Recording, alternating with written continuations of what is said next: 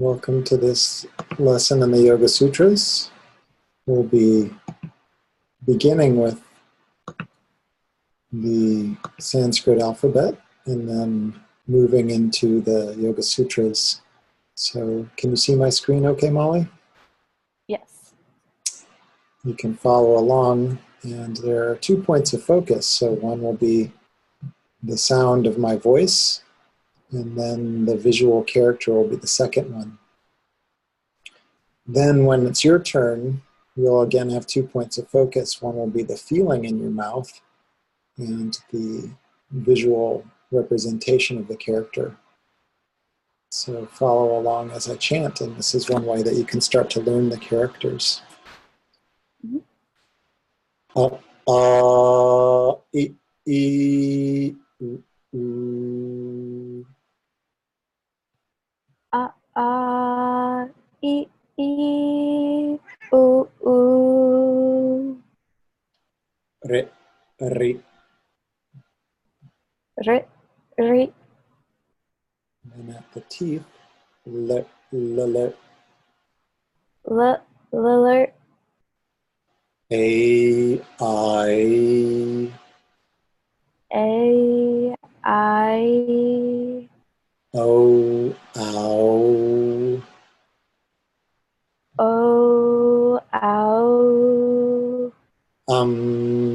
Aha. Aha. Ka, ka. G, g. Nga. K, k. G, g. Ng. Ch, ch.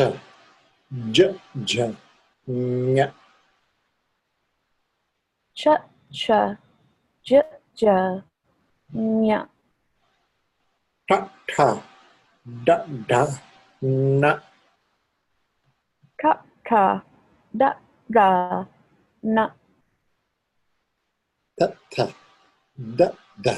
Na. Ta, ta. Da, da. Na. Pa, pa. Ba, ba. Ma. Pa, pa. Ba, ba. Ma. Yara, lava. Yara, lava. Sha, sha, sa, ha. Sh, sh. Sa, ha. I, u. A, I, u. Re, re, le, le. Re, re. L. A, I, O, ow.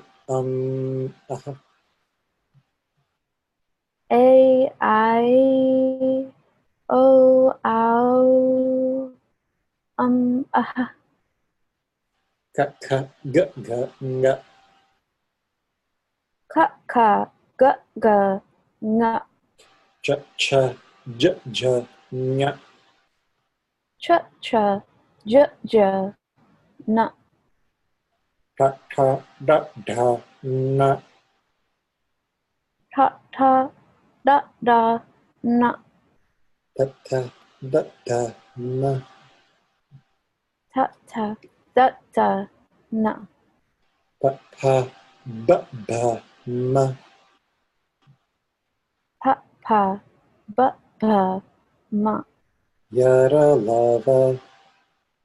Yara, lava. Sha, sha, sa, ha. Sh, sh. Sa, ha. Okay, Molly, do the best you can on your own. I'll be here when you get, if you have any stuff. Sorry, my cat is knocking stuff over. Okay.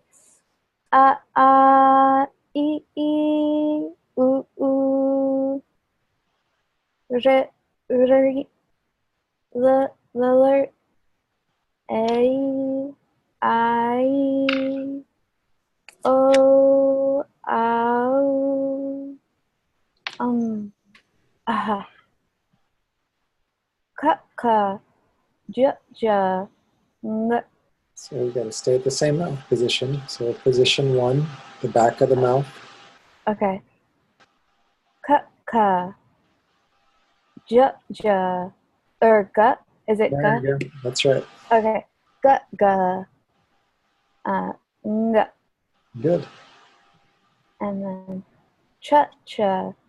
J, j. Nga. Ta, ta. Da, da. Na. Ta, ta. Da, da. Na. Pa, pa. Ba, ba. Ma. Yara, lava. Sh, sh, sa, ha. Very nice, Molly. So where are you at with being able to see the characters on their own? Not very far with that part yet. Okay. But So little by little, I'm starting to recognize like certain ones, or the tongue, you know, how that they relate to pronunciation. wonderful. So knowing the song of the alphabet, the Varnamala, means that you can go through without really reading, which is one thing. And as you're doing it, you had this place where you went ka, ka, and then you changed position to ja. And the clarity is always in the mouth. And this felt sense of things being true is such an important part of the teachings of the Vedas. And it's a fundamental difference in the operating system of the language of Sanskritam and English. In English, there's very little that has a felt sense of being true. And in my generation, quite a bit of emphasis was made on spelling and on some description of intelligence related to the ability to spell, when actually none of the spelling in English has regular rules or felt sense of being true. And this is a problem because if that's how we're programming young people, they're moving forward in life with a fundamental disconnect between how they feel and what they're told is true.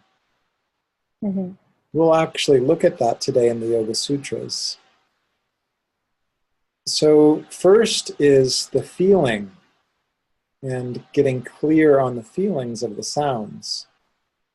And when I paused you, because you went ka, ka, ja, ja, I just invited you to feel your tongue. So if you were to close your eyes, Molly, you can respond to me and make the same sounds I do. Ka, ka. Ka, ka. Ka, ka, ka. Ka, ka, ka. Ka. Ka. Ja. Ja. Ka. Ka. Ja. Ja. Ka. Ka. Ga. Ka. Ga. Ga. Ka, ka, ka. Ka, ka, ka. Ga. Ga. Ka, ka, ka. Ka, ka, ka. Ga. Ga. Ka, ka, ka. Ka, ka, ka. Ja. Ja. So there's a clear feeling of a difference in position, right? And so what Sanskrit is teaching us in the ring of sounds is how sound organizes in my own palate and how I can claim those sounds as my own. And so we go through what are called tones first. Tones are like wind chimes or notes on a woodwind instrument. And we learn about short and long in the pure positions. I, E, ooh. Let me try it. E, e, ooh, ooh. And then visually, some letter is chosen, a written thing is chosen to depict that sound. But this is secondary to the felt sense.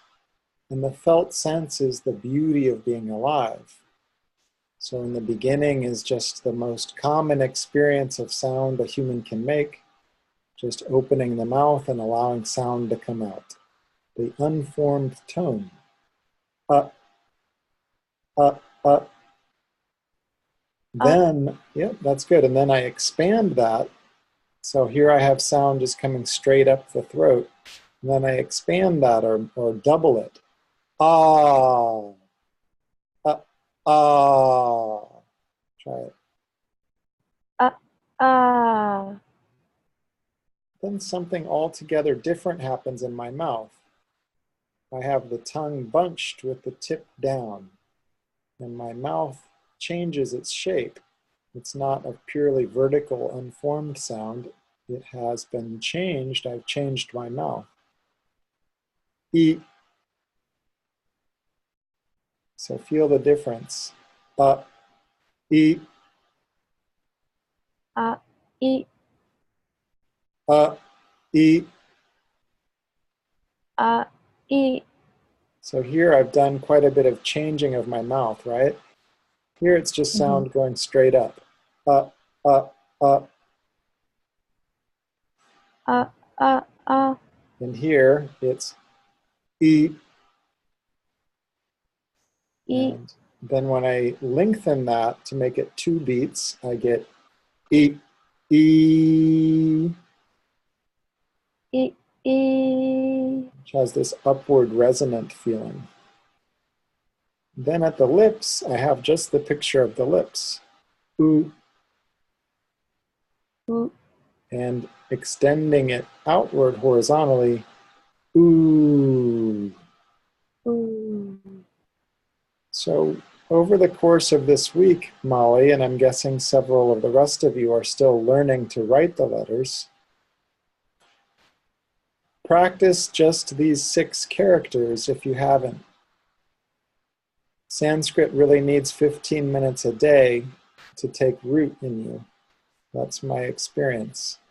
Should you desire to use this manual, then at the end of your manual, there is a section of how to write the characters. Somewhere here. Here they are. Okay. So in there, it also shows you the general order that's recommended for writing the characters. So if I zoom in here, you can see that generally people start with this top loop, then the second, then this third mark, then the vertical. And the top bar is generally the last thing done in all writing in this. Okay, so I invite you to work on those over this coming week, Molly. That's your homework, so to speak, for Sanskrit. And because I saw that Tracy joined us, Tracy, are you able to unmute your phone?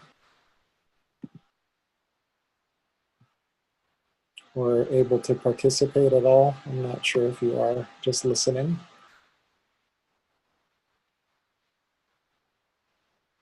And then I'll have Deanna do it. Deanna, I see you there. And you look like you're participatory. So, with Deanna, we're going to look at these traveling tones. And these are called diphthongs in English. And they're tones that move in the mouth. So Deanna, you can respond to me as I chant here. E.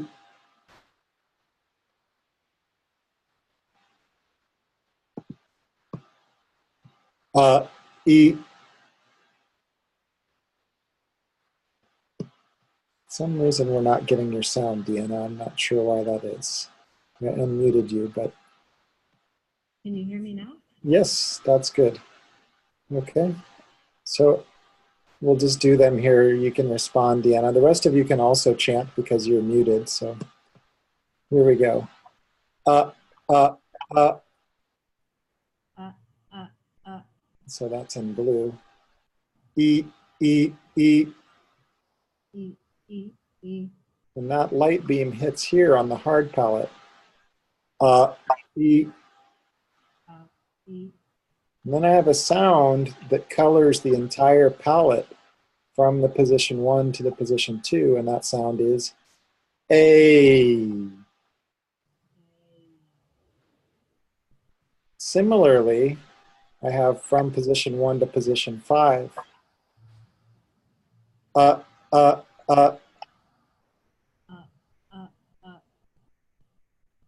Ooh, ooh, ooh. Oh. And so these two position or traveling tones have in their makeup, when you write them, two separate distinct marks.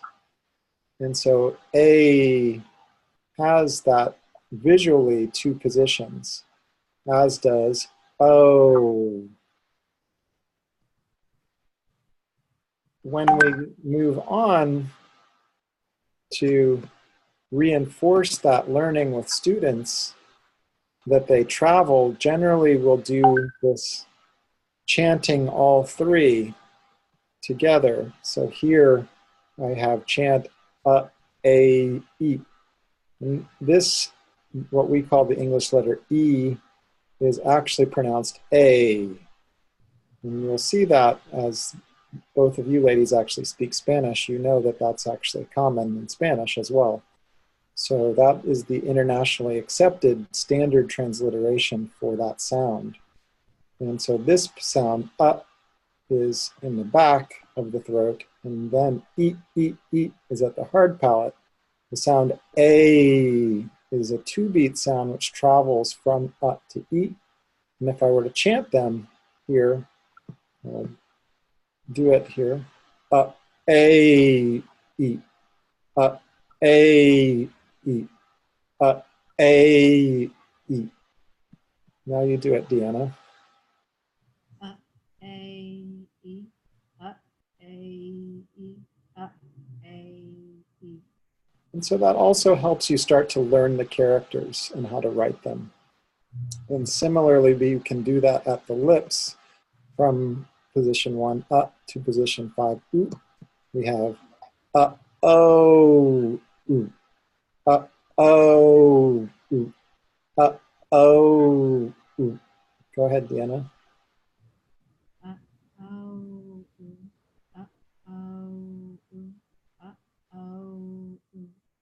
Okay, so any writing system is going to be imperfect. I'm trying to capture sound using the 2 dimensions of a written flat piece of paper. But these are attempts to draw what happens in the mouth. Similarly, rather than just a direct route, and Deanna, you can do this with me as well, I can expand as I change position. So Deanna, you can respond to me in calm response. Here in the blue, and in the green, E, E, E. I. You'll notice that my mouth has to open, which I've drawn here. I is a sound that goes from up to E, but it also has expansion. As opposed to the direct route here, A. You can try it, Deanna. A. And you can feel, Deanna, with your eyes closed, how your mouth changes position. So just close your eyes. A, E. A, E. A, E. And there's this cute thing that happens that as I actually start to smile as I make the sound E, and as I pull the corners of my lips back, it actually sends the tone forward. A, E. And similarly, that happens, but I also expand. I, E. So I'll open and close my mouth as I make this one. I, E. And then this happens as well. I can expand as I go from to oo. Ow, oo. And at the end, my lips will be pursed, like at the sound oo. Ow, oo. There is a third, it's actually the original expanded tone, which is when I just expand at position 1. Ah. And so these sounds will later learn represent different strengthenings of the tones themselves. So if I have really these 3 pure positions, E, oo, E, oo, E, oo, I can expand, I can expand and move, I can expand and move to the lips, ow. And those are expansions that involve each of the 3 positions. In a way, the sound is a force in and of itself. Is the unformed tone. And so if I do plus I get ah. If I do plus E, I get A. If I do plus oo, I get O. But then I can do more than one. If I do plus E or plus E, I get I. Plus oo, I get ow. And so these expanded tones are an entity in and of themselves in the language.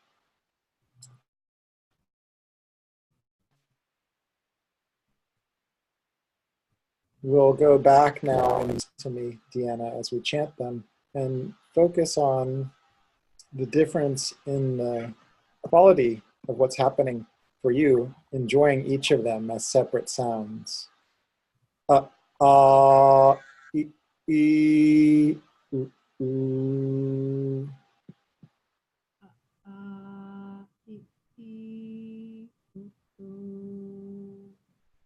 And then we're going to skip down to the row we just covered. A, I.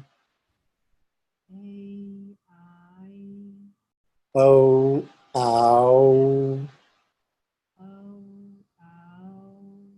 And then visually, what helped me learn these is that whenever I see these 2 characters, or even these 4 characters, there's these flags on them. So this has a flag below, this one has a flag above and below.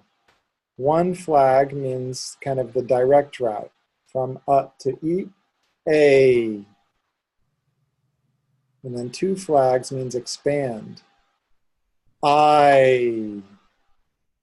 Similarly, 1 flag means go from to oo, O. 2 flags means expand and travel, ow. Okay, so good work today with your Sanskrit. Any questions you all have about how to study? I think that learning these 6 letters is a good start for this week if you haven't done already. One way is just to keep writing them in the background of your mind when you have your spare seconds in your day. Just keep writing them and chanting them. Each time you write it, chant it. So, ah. And really, you can just see this vertical line for ah, e, e, oo, oo. If you're feeling really ambitious, then I encourage you to learn these 4 2-beat sounds as well. A, I, O, ow. And pay attention to the flags, because the flags are really what you'll be looking at later. So 1 flag, 2 flags, 1 flag, 2 flags. Really nice having the 2 of you on, and as language learners, I know that you enjoy your time learning.